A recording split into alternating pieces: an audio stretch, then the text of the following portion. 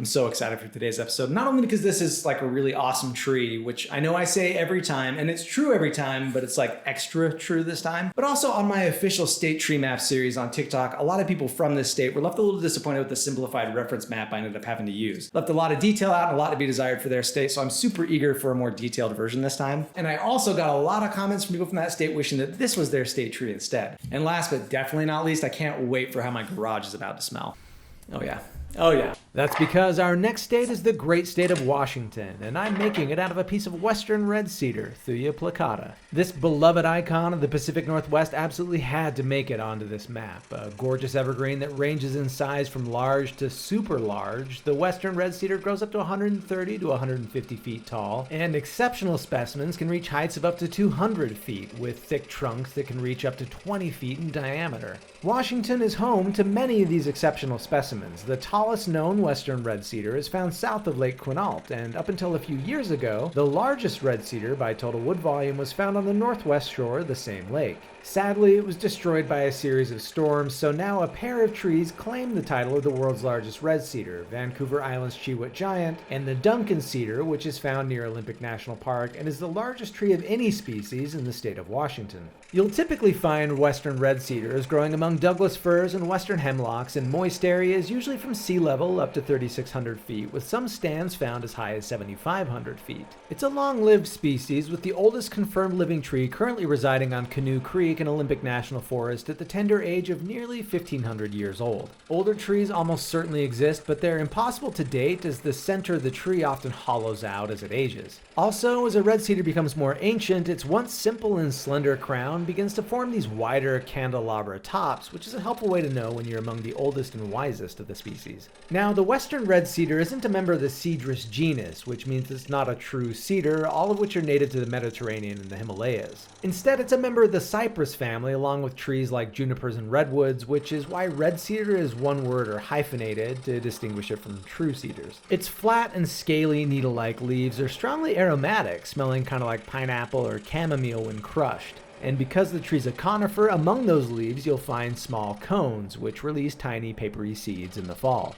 It's an important tree for lots of wildlife. Elk and deer feed on saplings in the wintertime, and those aforementioned often hollow trunks make for nice nesting areas for bears, raccoons, skunks, and many species of birds like woodpeckers, swallows, chickadees, and more. The western red cedar is often referred to as the cornerstone of the indigenous people of the Pacific Northwest, with some tribes referring to themselves as the people of the red cedar, and many calling it their tree of life. Its many, many uses include, among other things, carefully harvesting bark from live trees in long strips which can be woven into water-resistant items like baskets, ropes, rain hats, and clothing. Its branches are flexible and have good tensile strength and can be used to make strong cords for fishing line, rope cores, and twine. But above all else, it's the tree's wood that is most prized. It's lightweight, distinctly aromatic, and high in a chemical that acts as a natural fungicide, making the wood extremely rot-resistant and ideal for use in outdoor construction.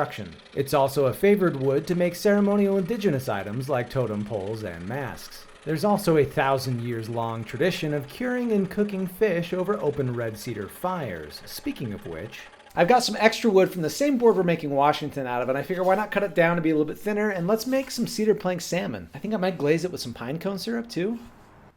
Let's get to it. Western red cedar produces very little smoke as it burns, and it imparts a really lovely flavor to fish, so smoking with the wood remains extremely popular to this day, with cedar plank salmon being a classic favorite. I could have skipped resawing the wood and just used the full plank. Thicker pieces are okay, I just wanted to double my planks. Nice.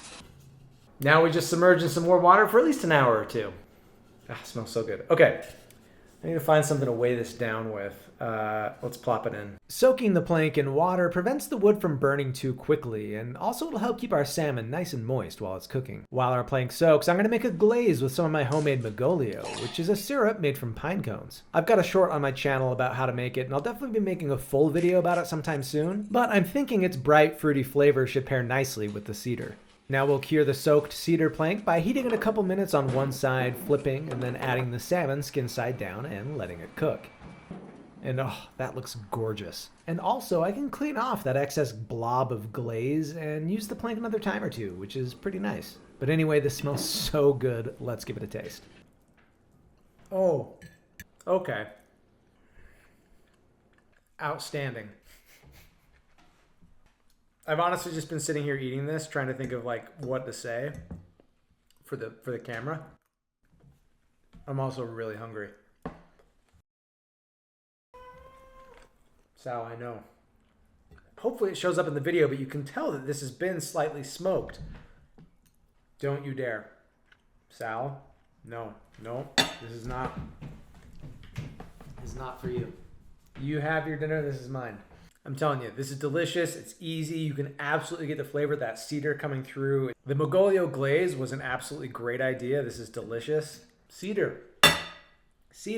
It's so good. All right, back to making the state, and just a few more facts to share about Western red cedar wood. For one thing, it's really quite soft, which actually made all that extra detailed carving in this piece far more difficult than if it had been a much harder species. That's why a couple of the smaller, more delicate pieces just snapped right off. The good news is I was able to glue them back together, so don't worry. But those properties make it great for all sorts of other uses, not the least of which, as the great Nick Offerman would surely attest, is building cedar strip canoes. It's also just a really pretty wood, warm-toned and becoming absolutely stunning when you add a finish. I mean, look at this. There's all sorts of great colors and even a little bit of chatoyancy near that knot. What an absolutely perfect tree for the state of Washington. It looks great up on the board, and it feels really nice to finally get a Western state up there. And that means it's time to pick a new one. So make sure to like and subscribe if you want to watch the rest of this map come together, and leave a comment letting me know which state you'd like to see next.